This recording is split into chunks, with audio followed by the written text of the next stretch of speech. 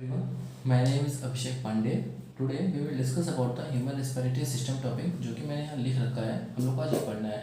But इस पे आने से पहले हम लोग प्रीवियस क्लास की जो टॉपिक हम लोगों ने पढ़े थे उसको रिवाइज कर लेते हैं। जैसे कि ब्रीदिंग क्या होता है, रेस्पिरेशन क्या होते हैं, और उसके जो हम लोगों ने स्टेप्स पढ़े थे रिटॉर्ट के, तो वो क्या होता है। ठीक है, तो सिंपल सा मीनिंग है, ब्रीदिंग का मतलब होता है inhalation and exhalation of O2 and CO2। That's clear. हम लोगों ने फिर रेस्पिरेशन को पढ़ा था। रेस्पिरेशन क्या होता है, respiration is only for the energy liberation. ठीक है, यहाँ तक हम लोग को क्लियर हो गया कि रेस्पिरेशन क्या होता है, एनर्जी लिबरेशन होता है। तो आगे बढ़ते हैं। रेस्पिरेशन के कुछ स्टेप्स मैंने बताए थे आपको, 5 स्टेप्स है टोटल। तो पहला स्टेप्स होता है कि breathing by which air is drawn in and CO2 is release out. पहला स्टेप था ब्रीदिंग, जिसमें एयर को हम लोग अंदर लेते हैं और CO2 को बाहर निकालते हैं। सेकंड था diffusion of O2 and CO2, कहाँ पे, एल्वेओलर मेम्ब्रेन के through. Third one is transport of gases by the blood.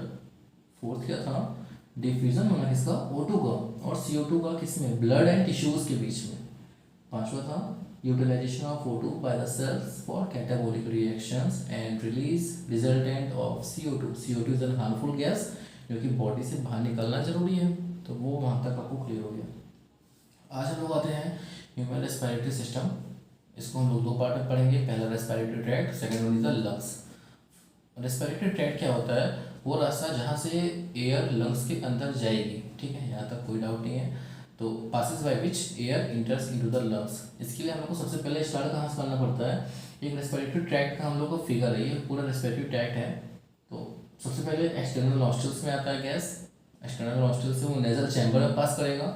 Nasal chamber, knows के अंदर का जो चैम्बर नहीं प्रेजेंट है, ये पूरा, इसको बोलते हैं नेजल चैम्बर। फिर ये इंटरनल लेयर्स यहाँ प्रेजेंट होता है। इंटरनल लेयर्स, इंटरनल्स के बाद है नेजोफेरिक्स, जो कि फेरिक्स और नेजल का पाथवे का दोनों का मिक्स पाथ होता है। अभी मैं ये समझाता हूँ आपको, उसको बोलते हैं नेजल चैम्बर। उसके बाद आता है फेरिक्स, देन ग्लॉटिस। ग्लॉटिस जो होता है वो ट्रैकिया की जो ओपनिंग होती है वहाँ पे ग्लॉटिस प्रेजेंट होता है। Larynx, larynx is known as a sound box, हम लोग जिसको बोलते हैं साउंड बॉक्स, जहाँ पे वोकल कॉर्ड्स प्रेजेंट होते हैं। ट्रैकिया जो एयर को अंदर ले जाने का काम करता है, एयर को ये अंदर ले जाके ब्रोंकियल ट्री तक पहुंचाता है, और ब्रोंकियल ट्री क्या करता है, रेस्पिरेटरी ट्री तक इसको पहुंचाने का काम करता है। ठीक है, तो यहाँ तक ये जो हो गया अपना सिर्फ रेस्पिरेटरी ट्रैक्ट का पाथ है। ये हम लोगों को इसमें सबसे पहले स्टार्ट कहाँ से करना है, नोज। नोज मतलब होता है कि नेजल पासेज। ह्यूमन के पास जो होते हैं, जितने ह्यूमन बींग्स होते हैं, इनके पास पेयर ऑफ एक्सटर्नल नॉस्ट्रल्स होता है। This is known as external nostrils, ये मैंने लिखा है, एक्सटर्नल नॉस्ट्रल्स होते हैं ये अपने अपर लिप के जस्ट ऊपर प्रेजेंट होते हैं, यहाँ तक। ठीक है, जो एक्सटर्नल लेंस जो होते हैं वो वेस्टिब्यूल रीजन में प्रेजेंट होते हैं। Anterior part of nasal passage, ये नेजल पासेज है, ये पूरा अपना नेजल पासेज हो गया, ये पूरा अपना नेजल पासेज है। Anterior part, this is known as anterior part, ये पोस्टीरियर पार्ट हो गया। एंटीरियर पार्ट पे इनका एक्सटर्नल लेयर्स प्रेजेंट होता है। ठीक है, यहाँ तक ठीक है। हम लोगों ने एयर अंदर लिया, एयर यहाँ तक आएगा, फिर उसको इंटरनल लेयर जो होगा आगे नेजोफेरिक्स पे भेजेगा, फिर वो फेरिक्स पे जाएगा, ऐसे ऐसे पढ़ता चला जाता है। नेजल सेप्टम हो गया। हाँ, सबसे स्पेशल बात ये जो होता है नेजल सेप्टम, ये क्या करता है, नेजल पासेज को 2 पार्ट में डिवाइड कर देता है, 2 अलग अलग पे। और ये हाइलिन कार्टिलेज का बना होता है। किससे मिल के बना हुआ है, हाइलिन कार्टिलेज का। ठीक है, नेजल पासेज का मेनली काम क्या है कि एयर हम लोग अंदर लेते हैं तो एयर में डस्ट मिला होता है, कहीं कहीं गैसेज होती हैं हार्मफुल, कहीं पॉल्यूशन ज़्यादा हुआ। मान लीजिए हमारी बॉडी का टेम्परेचर 37.5 है और हम लोगों ने एयर ली बाहर, गर्मी में हम लोग घूम रहे हैं, गर्मी का टेम्परेचर 45, 48, 50 के अप्रॉक्स चल रहा है, तो एयर तो अंदर लेते हैं ना। इसका क्या काम होता है, नेजल पासेज का जो होता है ना, उसमें जब एयर अंदर होती है उसमें सीलिया प्रेजेंट होते हैं। सीलिया क्या करता है, म्यूकस को अंदर रिलीज कर देता है। इसके बाद इसका फंक्शंस पे आते हैं। फंक्शन क्या होता है, डस्ट पार्टिकल को ट्रैप कर लेगा, जितने भी डस्ट हैं इसके हेयर्स उसको रोक लेते हैं, डस्ट पार्टिकल्स को ट्रैप कर लिया। टेम्परेचर को रेगुलेट कर देता है, बॉडी के टेम्परेचर पे ला के रख देगा। थर्ड, मॉइस्चराइजर का काम करता है ये। Fourth one is smelling. Smelling important topic इसलिए है क्योंकि जो अपने नोज का प्राइमरी फंक्शन है ना, वो टेम्परेचर रेगुलेशन एंड स्मेलिंग ही है। स्मेलिंग आती कहाँ से है, हमारे ऑल्फैक्टरी एपिथेलियम जो होता है ना, उसके बगल में प्रेजेंट होती है बोमेस ग्लैंड। एक बोमेस कैप्सूल की बात मैंने नहीं किया, बोमेस कैप्सूल जो होती है वो एक्सक्रीटरी सिस्टम के नेफ्रॉन के स्ट्रक्चर में पाई जाती है। मैंने बोमेस ग्लैंड की बात की है, मैंने बात की है किसकी, बोमेस ग्लैंड की। ये जो होता है ना, ऑल्फैक्टरी एपिथेलियम के बगल में पाई जाती है। इसका क्या काम होता है, ये एक लिक्विड रिलीज करता है जो कि हेल्पफुल होता है किसके लिए, स्मेलिंग के लिए। इसी की वजह से स्मेलिंग आती है हम लोग की नोज़ में। हम लोग की नोज़ में अगर स्मेलिंग खराब हो रही है ना, तो उसका रीज़न यही है कि बॉमस ग्लैंड है ये प्रॉपरली वर्क नहीं कर रहा है। ठीक है, हम लोगों को कहाँ तक क्लियर हो गया कि बॉमस ग्लैंड क्या होता है और किस रीजन में इसका यूज़ होता है, स्मेलिंग के लिए यूज़ होता है ये। यहाँ तक हम लोग का क्लियर हो गया। हम लोग उसके बाद आते हैं बक्कोफेरेंजियल कैविटी में, मतलब कि हम लोग ने नेजल चैम्बर पढ़ लिया क्या होता है, इंटरनल लेयर्स कहाँ पे होते हैं पढ़ लिया। अब हम लोग की कंडीशन आएगी नेजोफेरिंग्स पे। बक्कोफेरेंजियल कैविटी, बक्को से क्या रिलीज हो रहा है, क्लियर हो रहा है, मतलब बक्कल। हम लोग को बक्को से क्या मिल रहा है कि this one is the buccal cavity.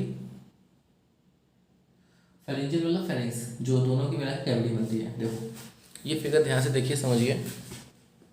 ये दोनों एक्सटर्नल नॉस्ट्रिल्स हैं, एयर यहाँ से अंदर जाती है।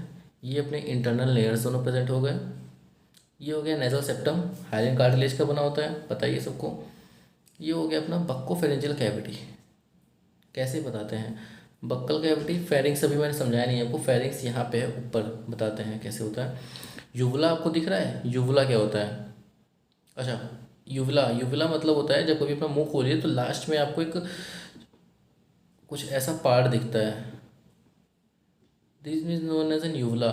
ये जो होता है ना, जो अपनी तालू होती है ना, अपर तालू जो नेजल, यहाँ पे जो तालू है ये इससे कनेक्टेड होती है। ये यूवुला हम लोग को दिखती है मुंह खोलने पे, इसीलिए यूवुला है।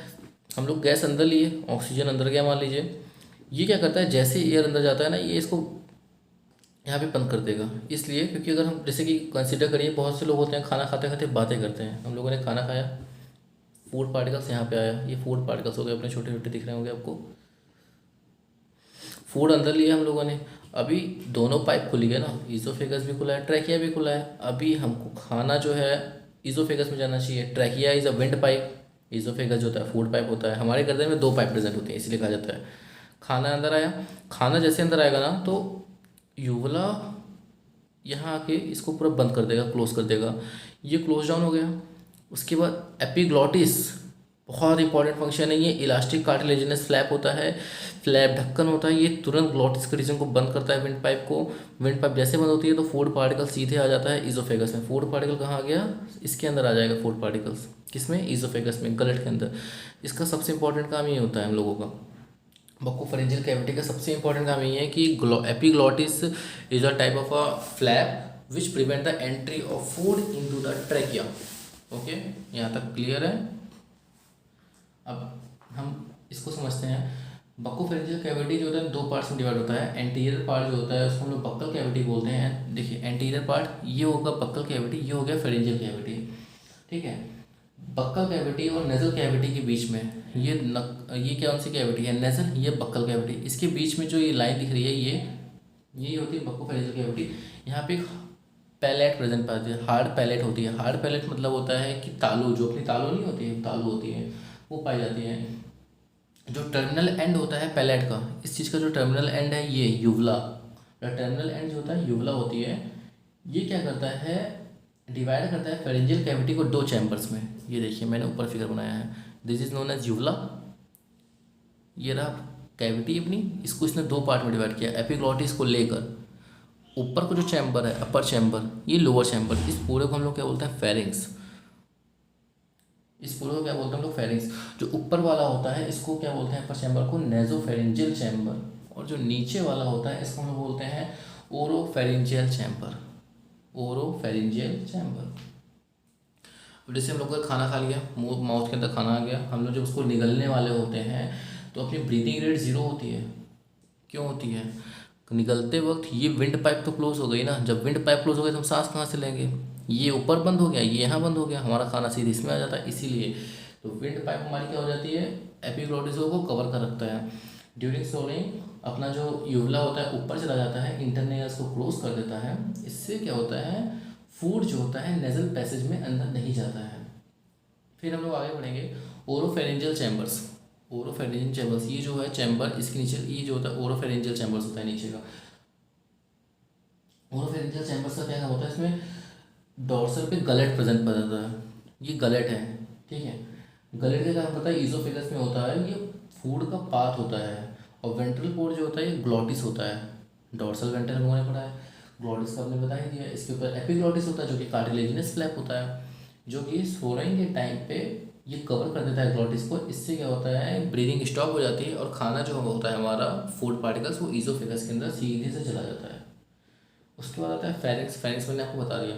एक अच्छी सी बात पता है, हम लोगों में लैरिंग्स जो प्रेजेंट होता है, लैरिंग्स क्या होता है, लैरिंग्स जो है ना वॉइस बोलते हैं कि वॉइस जनरेशन के लिए ज़रूरी होता है ये। वोकल इसमें वोकल कॉर्ड्स प्रेजेंट होते हैं, तो इसमें लैरिंग्स बहुत इंपॉर्टेंट टॉपिक है। लैरिंग्स एक कार्टिलेजिनस बॉक्स है जो कि साउंड प्रोडक्शन में यूज़ होता है, इसीलिए हम लोग इसको साउंड बॉक्स बोलते हैं। लैरिंग्स ना कई सारे कार्टिलेज से मिलकर बना होता है। थायराइड कार्टिलेज, क्रिकॉइड हो गया, आर्टिनॉइड हो गया, और एक होता है सेंटोरिनी या फिर कार्टिलेज बोल सकते हैं इसको हम लोग।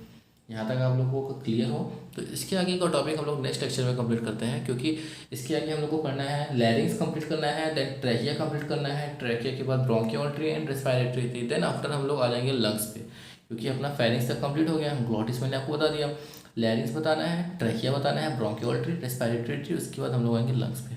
तो आज का लेक्चर यहाँ ख़त्म करते हैं। Then thank you.